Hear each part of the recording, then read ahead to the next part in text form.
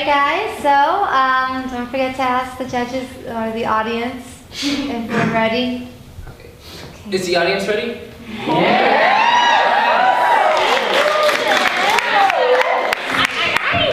Are the judges ready?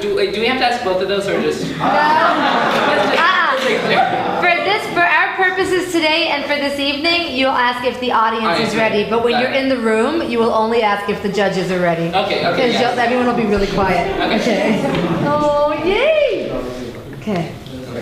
Is the audience ready? Yeah!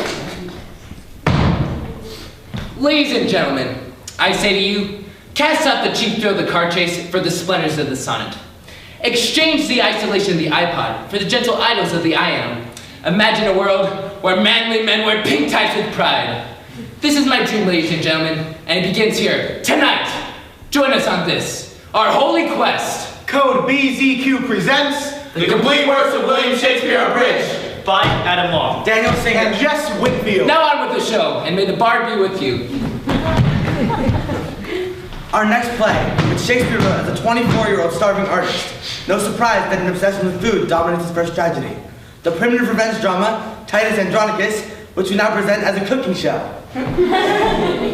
Hi everyone, I'm Titus Andronicus, and welcome to the Gory Gourmet. Now, when you've had a lousy day, your left hand chopped off, your son's murdered, your daughter raped, her tongue cut off, and both their hands chopped off, well, the last thing you want to do is cook.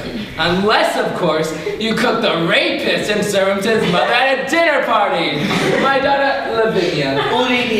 And how are we feeling today? Oh, my own hopped off. We'll get our revenge, won't we?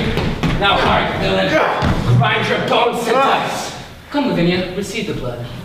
First of all, we want to make a nice clean incision, then cut her an artery to jugular vein, like so. And when that which she is dead, which should be right about now, let his vile head be baked at about 350 degrees, and 40 minutes later, we have a lovely human head pie, which I prepared earlier. I even cut up some lady fingers for dessert. Now, who will be the first to try? Who will please you feed? It's looking good. Haha, finger eating. Woohoo, high five. Well, that's all the time we have for today. Good night, everyone. Disgusting.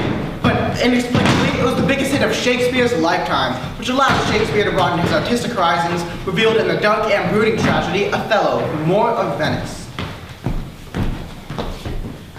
For there never was a story of more woe than that of Othello and his Desdemona. It seems that Adam has Googled the word more and determined it's a place where you tie up boats. So what's a Moor? Othello's a man of color. Oh, so Othello's black. You mean African American? Doesn't the play take place in Italy? Okay, so he's African Italian. No. Today's entertainment culture expects ethically appropriate casting.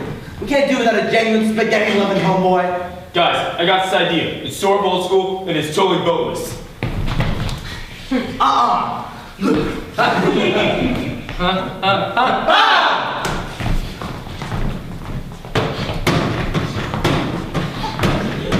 Here's the story of a brother by the name of Othello. He liked white women and he liked limoncello. And a pumpkin yellow makes a menace because he didn't like Othello the more of Venice. And Othello got married to Desdemona. But he took her for the wars and he left her alone. And Othello loved Destiny like Adonis loved Venus and Othello because he had a big sword. But he young how to play, that was cool.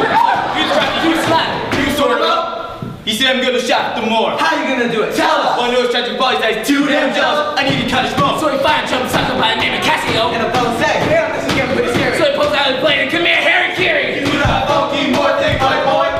Meanwhile, in ancient Rome, Julius Caesar was a much-beloved tyrant. All hail Caesar. Hail, citizens. Who was warned by a soothsayer. Beware the act of March.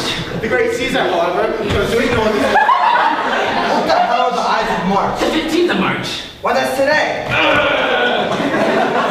And to routine. Friends, Romans, countrymen, lend me your ears. I come to bury Caesar. So bury Caesar, let's get on to my play. Antony and Cleopatra, is this an asp I see before me? Come, venomous wretch. What? You have the bizarre notion that all of Shakespeare's tragic heroines wear really ugly wigs and vomit on people before they die. It's an interpretation. Barfing is not an interpretation. Well, they were idiots. Antony and Cleopatra has nothing to do with gastrointestinal distress. Right. Where were we? Hamlet. To be or not to be. That is that. Ladies and gentlemen, that was the complete works of William Shakespeare, abridged. And if you didn't like the show, then this was Spider-Man Turn Off the Dark. And thanks again for coming. And We're going to Disneyland.